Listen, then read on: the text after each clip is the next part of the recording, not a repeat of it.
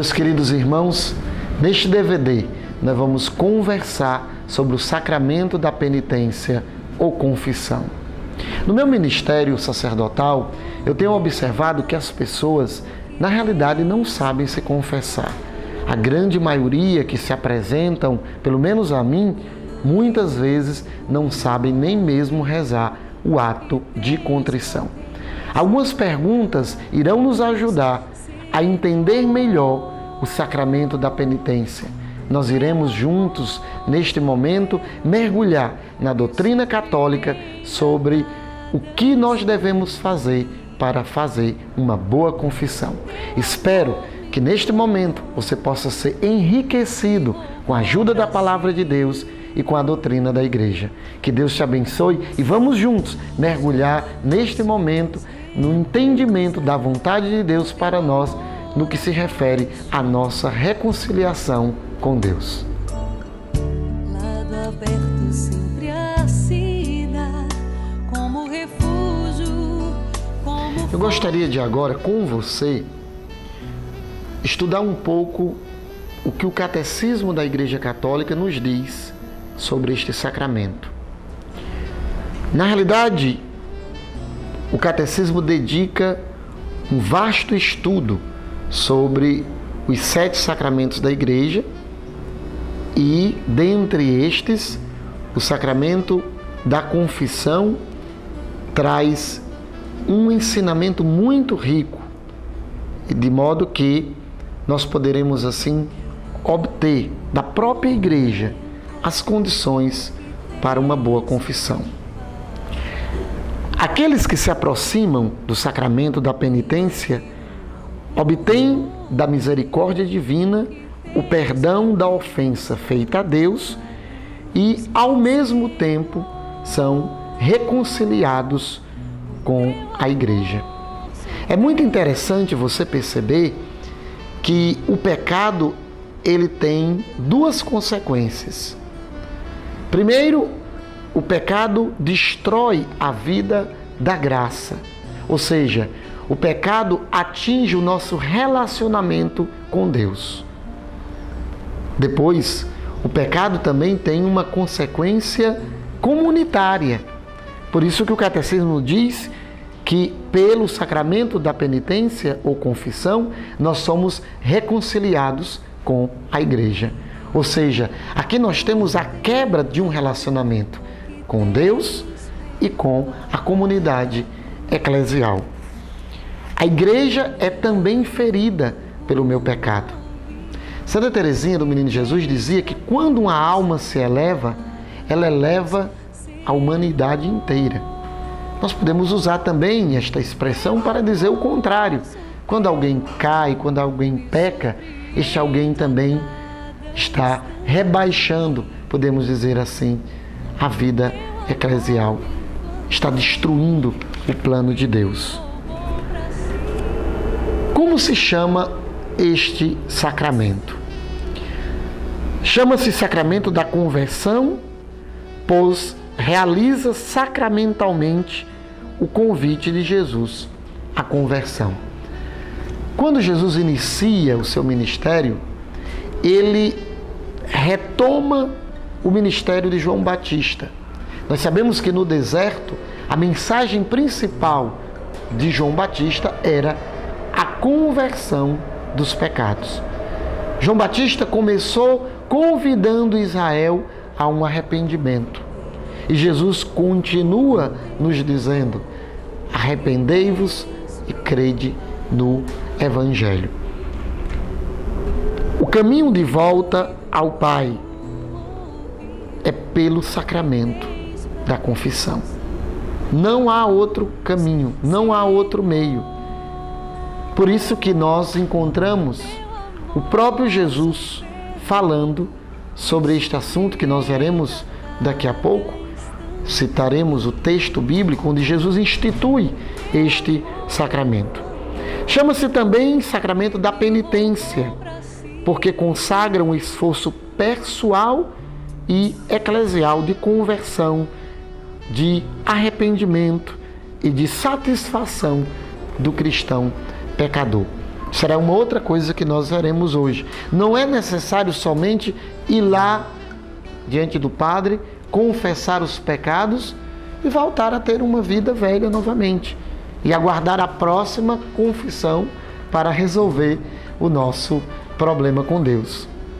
É chamado também sacramento da confissão, porque a declaração, a confissão dos pecados diante do sacerdote é um elemento essencial deste sacramento.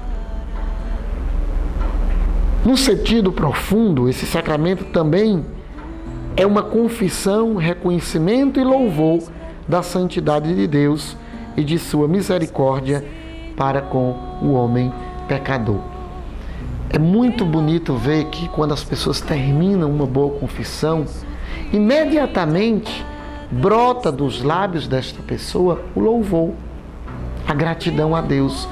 Brota espontaneamente a paz, a alegria. Ao confessarmos, nós imediatamente recobramos a paz com Deus.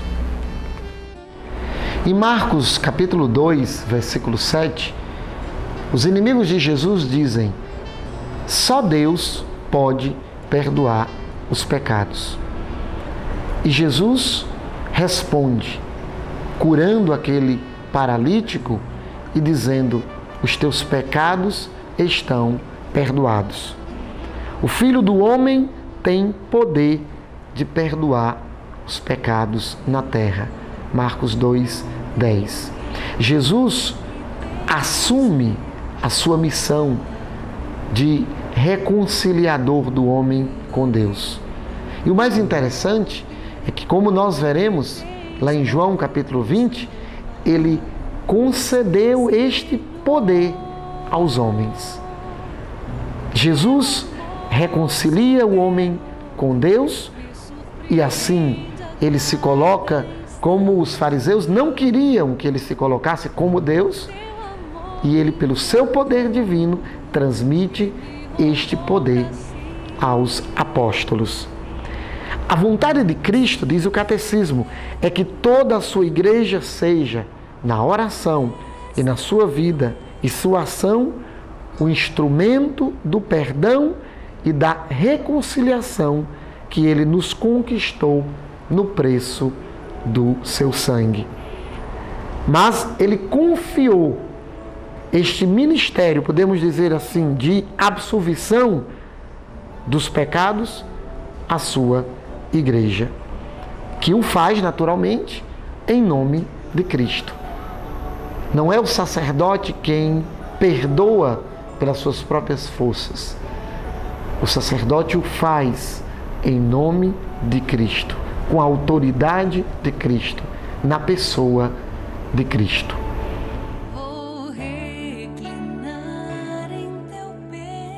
Nós agora vamos ouvir algumas perguntas que são dúvidas que as pessoas têm sobre o sacramento da confissão. Eu preciso confessar meus pecados a um homem igual a mim? Eu não posso confessar meus pecados só para Deus? Esta mentalidade não é católica. Hoje, com o crescimento de tantas religiões e, sobretudo, das igrejas evangélicas, muita gente, inclusive católicos, tem assumido este pensamento de que podem se confessar a Deus. Eu já ouvi muita gente católica que afirma isso. Quando eu peco, eu procuro falar com Deus, eu me reconcilio com Deus pessoalmente, faço uma oração e peço perdão a Deus. Meus irmãos, nós precisamos obedecer à Bíblia, obedecer ao Evangelho. Por isso eu gostaria que você lesse comigo o Evangelho de São João, capítulo 20, versículo 22 e 23. João 20, 22 a 23.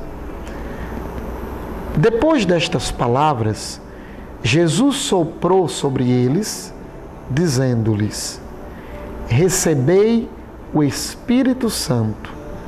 Aqueles a quem perdoardes os pecados, ser-lhes-ão perdoados. Aqueles a quem os retiverdes, ser-lhes-ão retidos. Jesus está aqui com os apóstolos. Sopra sobre eles o Espírito Santo. Estamos no dia da ressurreição do Senhor e diz a eles. Nós sabemos que Jesus dirigiu a sua palavra a multidões, dirigiu a sua palavra aos discípulos e tem palavras no Evangelho dirigidas unicamente aos 12 apóstolos. Estas aqui são dirigidas a eles. A quem vocês perdoarem os pecados, serão perdoados. A quem vocês não perdoarem os pecados, não serão perdoados. Então eu não posso ir de encontro a esta palavra de Jesus e simplesmente, por causa de medo, porque eu não concordo, porque eu tenho essa mentalidade de que o sacerdote é um homem igual a mim e eu vou então diretamente a Deus. Jesus não quis que fosse assim. Primeiro, ele quis que fosse um homem.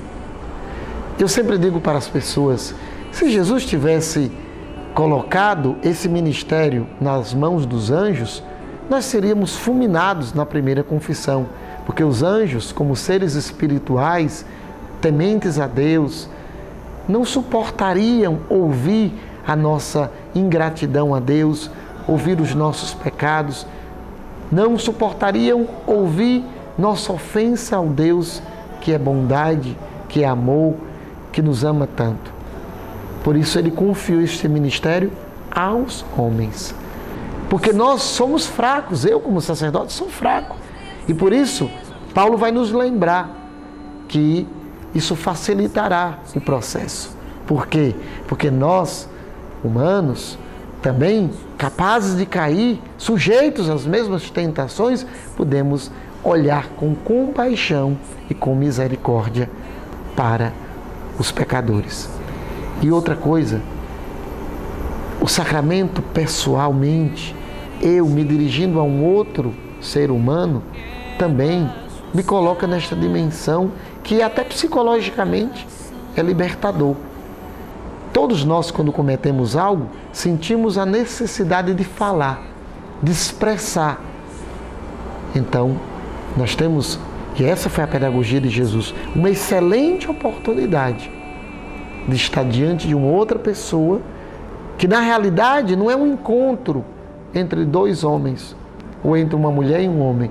É um encontro entre o pecador arrependido e o próprio Jesus, que na pessoa do sacerdote perdoa.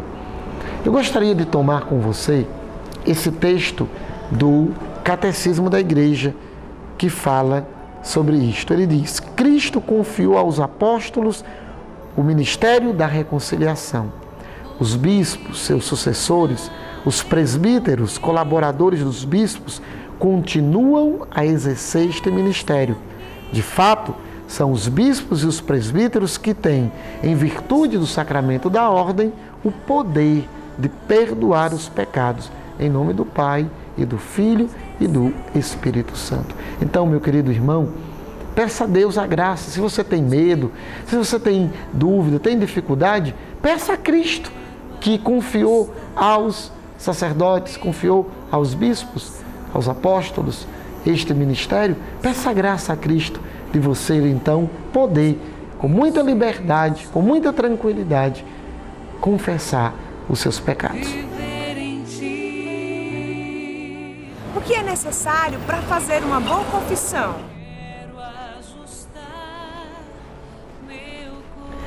Eu começaria essa resposta lendo para vocês um texto do Concílio de Trento, que diz o seguinte: a penitência impele o pecador a suportar tudo de boa vontade. Em seu coração está o arrependimento, em sua boca a acusação de suas obras, plena humildade e proveitosa satisfação. A Igreja apresenta, na realidade, 5 passos para uma boa confissão. Nós necessitamos fazer, digamos assim, este processo em direção a Deus. O primeiro passo para uma boa confissão é exatamente o exame de consciência. Muitas pessoas se aproximam deste sacramento, eu diria assim, de um modo despreparado. É necessário você parar diante de Deus um pouco, refletir sobre as suas faltas, ver realmente o que você cometeu. Examinar a consciência é refletir interiormente, tendo em vista naturalmente os 10 mandamentos da lei de Deus, tendo em vista os 5 mandamentos da igreja, as suas obrigações, por exemplo, se você é casado, se você é solteiro, se você é um sacerdote, se você é um religioso, é um consagrado.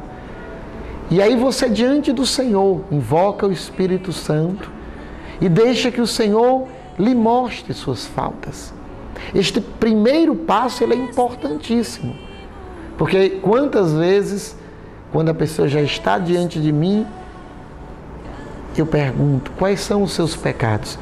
E a pessoa diz, padre, eu não sei. Eu cheguei aqui apressado, eu queria comungar e queria fazer logo a minha confissão.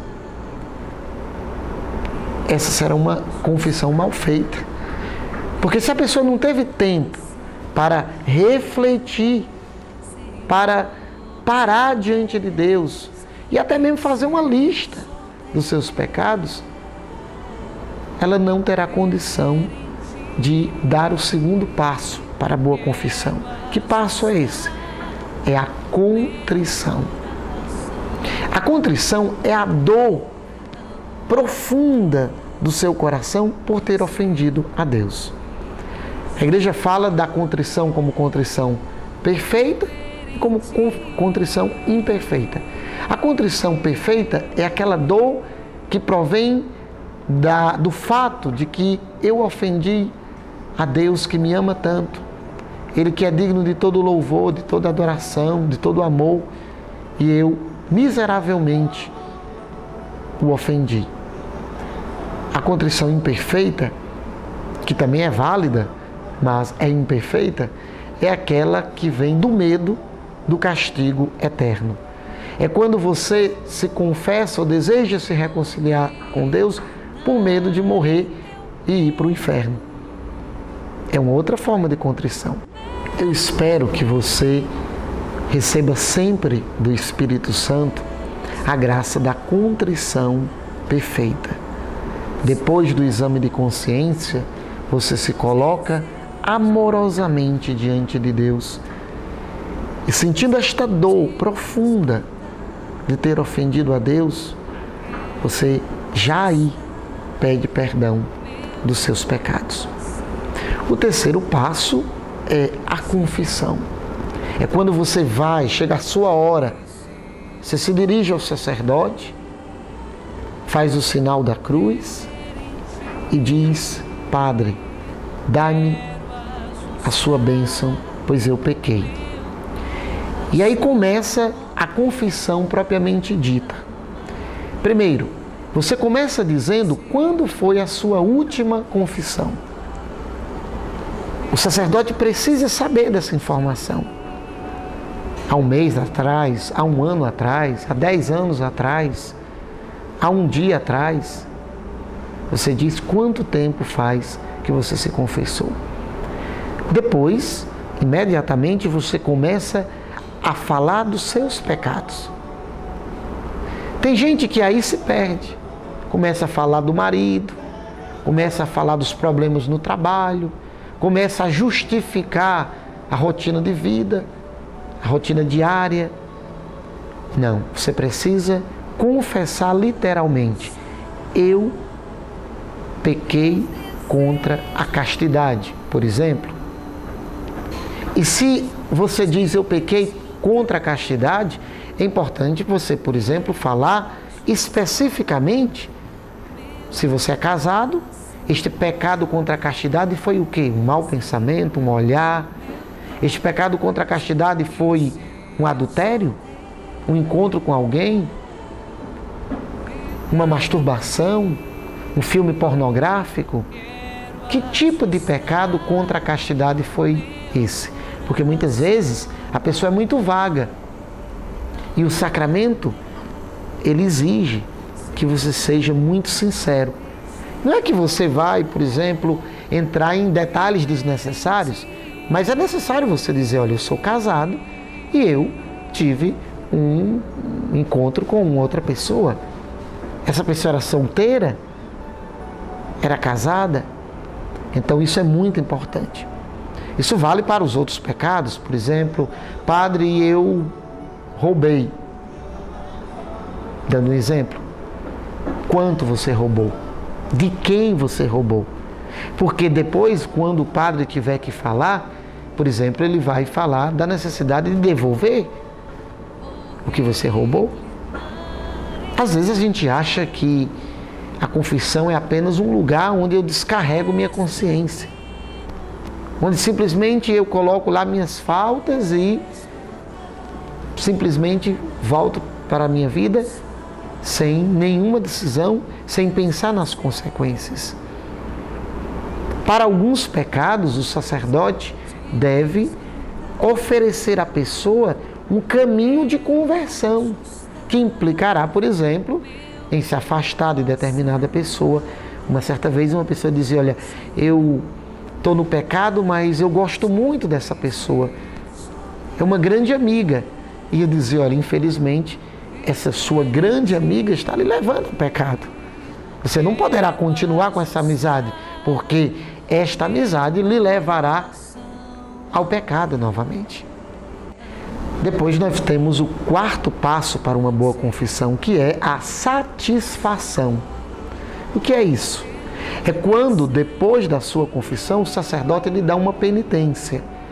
Por exemplo, rezar o mistério do terço, ler um trecho bíblico, fazer algum ato de caridade. Esse momento também precisa ser levado a sério. Porque às vezes as pessoas, após a confissão, esquecem de cumprir a penitência. Então você precisa prestar atenção naquilo que o sacerdote vai lhe dizer e procurar imediatamente já cumprir aquela penitência. Aí entra também um outro elemento, que é o desejo profundo de não voltar ao pecado.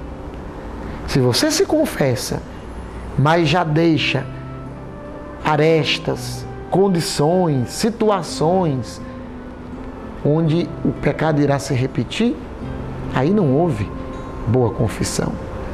Você deve sair do confessionário com uma firme decisão de nunca mais pecar. Isso é muito sério.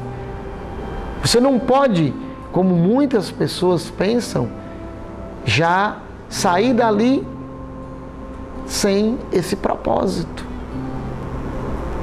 E não somente com o propósito, mas com decisões concretas de romper com o pecado, de romper com pessoas, de romper com objetos, de destruir, digamos assim, o corpo do pecado, como nos lembra São Paulo. Chegamos ao quinto e último passo para uma boa confissão, que é a absolvição. Naquele momento, o sacerdote eleva a sua mão e ele irá proferir sobre você as palavras da absolvição. Deus Pai de misericórdia, que pela morte e ressurreição do seu Filho, reconciliou o mundo consigo e enviou o Espírito Santo, te conceda, pelo ministério da Igreja, o perdão e a paz. E eu te absolvo, em nome do Pai, e do Filho e do Espírito Santo. Amém. Está aí. Depois desse momento, você pode ter a certeza de que os seus pecados foram perdoados.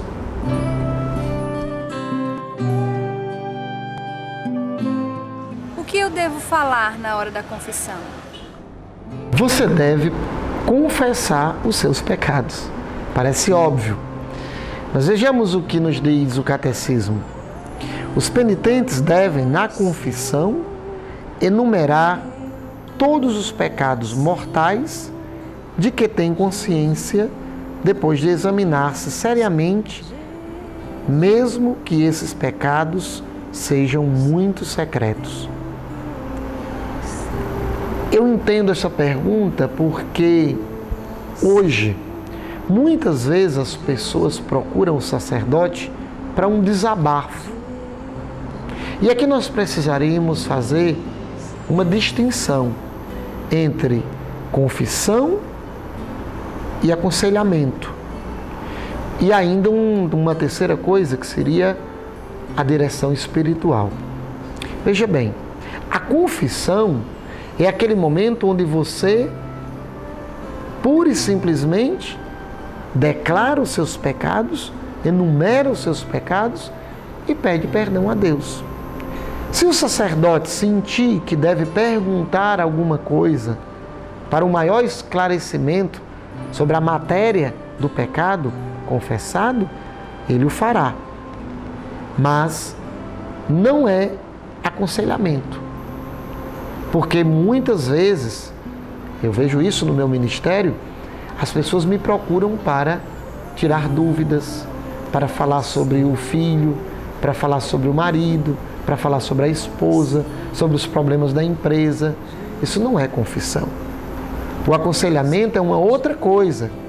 Este você pode fazer até mesmo com outro leigo, se aconselhar, pedir uma opinião, estudar a Bíblia, refletir sobre algum assunto, mas é um aconselhamento, que é algo também muito sério.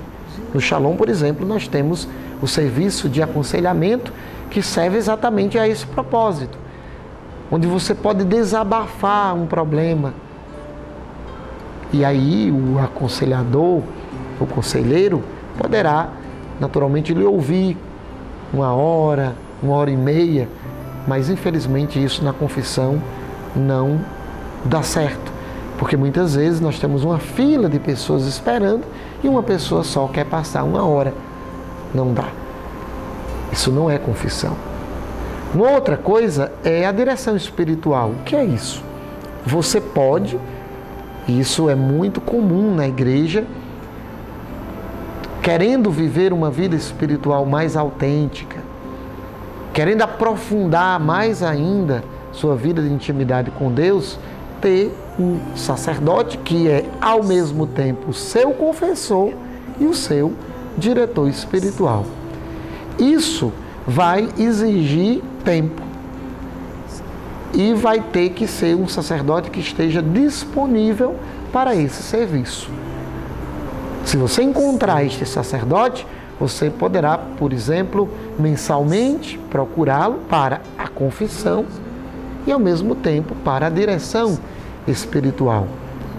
Na igreja essa realidade foi sempre presente, ainda hoje, só que a grande maioria dos sacerdotes não conseguem, e seria até impossível fazer isso com todos os paroquianos. Ele não teria tempo para celebrar, para outros serviços necessários do seu ministério. Mas, principalmente, monges ou sacerdotes já anciãos que não estão mais na vida, digamos assim, paroquial, podem, digamos, fazer esse serviço de direção espiritual. Mas na confissão, o que você deve dizer é exatamente os seus pecados.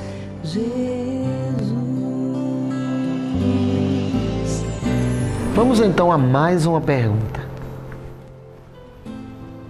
Eu sempre faço confissão comunitária porque eu tenho vergonha de me confessar. Isto é certo?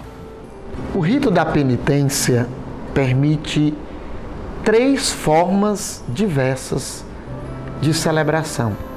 Eu quero agora mergulhar com você no que nos diz o direito canônico da Igreja. A reconciliação individual dos penitentes, ou chamada confissão auricular. A reconciliação de vários penitentes com confissão e absolvição individual. E a reconciliação de vários penitentes com confissão e absolvição geral, que é a pergunta que nós acabamos de ouvir. Veja bem, eu quero responder com as próprias palavras do Código de Direito Canônico. A confissão e absolvição individual, ou auricular, continuam a ser o único modo ordinário e normal de realização da reconciliação para os que se encontram em estado de pecado grave. É o que nos diz o Código de Direito Canônico, no número 960. Muita gente, e também eu creio que por causa de dificuldades também por parte dos sacerdotes, em alguns lugares, essa mentalidade de confissão comunitária se estabeleceu. Por falta de tempo, porque é muita gente. Então, se optou, contrariamente ao que nos diz a Igreja, a se fazer confissão comunitária. Mas a Igreja, ela é muito clara quando afirma o que nós acabamos de ouvir, que o sacramento da confissão, de modo auricular, pessoal, individual, a absolvição individual, continua a ser o único modo ordinário e normal para a realização da penitência, do sacramento da confissão. A absolvição geral permanece como meio extraordinário de reconciliação que somente poderá ser utilizado por grave necessidade, nunca podendo ser programada como uma maneira ordinária do sacramento da penitência. Ou seja, se por exemplo o sacerdote está numa guerra, ele não tem condição de ouvir a todos os soldados, ele dá absolvição geral. Se por exemplo ele está num acidente, num ônibus que teve um acidente, tem muita gente que está ali gravemente enfermo, está morrendo, ele pode dar a absolvição geral. Ele pode, nesse momento, fazer isso. Mas, normalmente, numa paróquia, não pode ser uma prática. E você, como fiel, não deve se aproveitar, digamos assim, por vergonha. E assim, viver de confissão comunitária. Eu já conheci pessoas que me disseram isso: padre, toda vida eu me confesso na confissão comunitária. Ouçamos o que nos diz então a Igreja. Surgindo oportunidade, aquele a quem são perdoados pecados graves mediante a absolvição geral, quanto antes procure a confissão individual antes de receber outra absolvição geral, ocasião em que o confessor poderá proporcionar uma relação de ajuda pessoal e aconselhamento pastoral. Então, se você vive se confessando em confissões comunitárias, você saiba que você tem obrigação de não repeti-la antes que faça uma confissão pessoal, auricular. E você vai ver, meu querido irmão, que se você se acostumar com a confissão pessoal, individual, você vai ver que é uma maravilha. É libertador. Esse contato, e Jesus mostra isso no Evangelho, ele não se dirige às multidões, mas ele dirige-se a pessoas. Filha, os teus pecados estão perdoados. Filho, vai em paz. Teus pecados foram perdoados. Jesus, ele colocou o sacramento dentro dessa dimensão pessoal. É o meu encontro como filho com o Pai. Veja, por exemplo, a parábola do filho pródigo, no capítulo 15 de São Lucas. É o encontro do pecador, do filho, com o seu pai. Aquele abraço, aí uma dimensão, né, de relacionamento. Você não fica perdido no meio da multidão. O Senhor quer ter esse encontro com você. O sacerdote é Jesus, que ali naquele momento ministra sobre você o perdão dos pecados. Eu queria saber quantas vezes eu preciso me confessar e se eu esqueci algum pecado durante a confissão, se eu posso comungar. A igreja nos diz, no seu 2º mandamento, que nós devemos nos confessar ao menos uma vez por ano, no período da Páscoa. É claro que essa orientação, ela abrange aquela grande massa de fiéis que, infelizmente, não vivem uma vida espiritual mais autêntica. Eu creio que não é o seu caso. Nós precisamos nos confessar quantas vezes forem necessárias. Ou seja, sempre que, infelizmente, você cair no pecado mortal, antes de se aproximar da mesa eucarística, precisa da confissão. Geralmente, nós falamos de confissão mensal, quinzenal. O Papa João XXIII, por exemplo, se confessava todos os dias. Ele sentia a necessidade, como Papa, como cristão, de se reconciliar com Deus diariamente. Às vezes nós pensamos que a confissão é somente para os pecados mortais. Não. Nós não podemos nos esquecer que este é um sacramento de cura. Se, por exemplo, você está numa batalha para vencer determinados pecados na sua vida, você pode se confessar regularmente, prevenindo o mal, colocando os seus maus pensamentos, por exemplo, suas fraquezas habituais e pedindo ali a graça de continuar amando a Deus. Mas, se você sente que caiu, você deve procurar imediatamente. Agora, aqui entra a questão de uma responsabilidade e uma seriedade com Deus. Eu me confesso. Depois de um dia, sem nenhuma reflexão, sem nenhuma luta, caio novamente no pecado e vivo assim, me confessando, caindo, me confessando, e não mostro sinais de um verdadeiro arrependimento, eu acho que aí é necessário a pessoa refletir se realmente ela está procurando a confissão para se converter ou como aquilo que eu já falei antes, um descarrego de consciência. Devemos pensar seriamente sobre isso. A outra pergunta é sobre o fato da pessoa, após a confissão, lembrar que não confessou determinado pecado, se ela pode comungar. É claro que pode. E ela fica compromissada com Deus para, na próxima confissão, fazer a declaração deste pecado. Aqui, claro, nós temos que ter uma boa consciência. Houve realmente o esquecimento ou houve vergonha? Se você não confessou por vergonha, você não pode comungar. Agora, se realmente depois você viu que conscientemente houve o esquecimento, não houve, digamos, da sua parte nenhuma culpa, você pode comungar sob condição de, na próxima confissão, declarar este pecado diante de Deus. Às vezes, durante a missa, eu sinto vontade de comungar, mesmo sem ter me confessado. Se eu comungo, eu estou certo? Não está.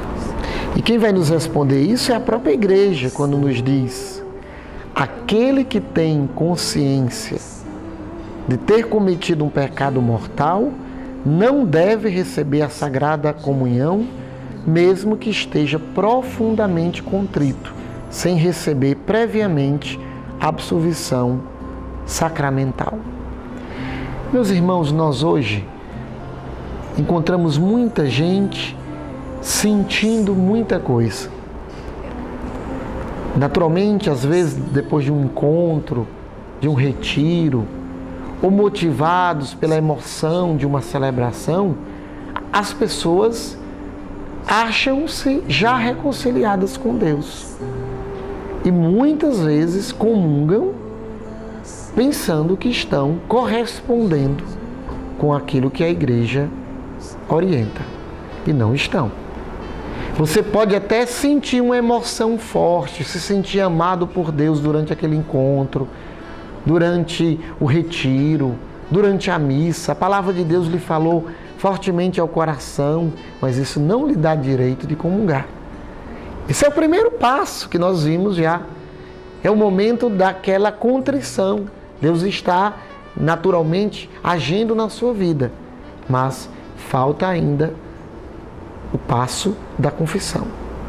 Eu gostaria de tomar a palavra de Deus, esse é um texto muito sério, que se encontra na primeira carta aos Coríntios, no capítulo 11.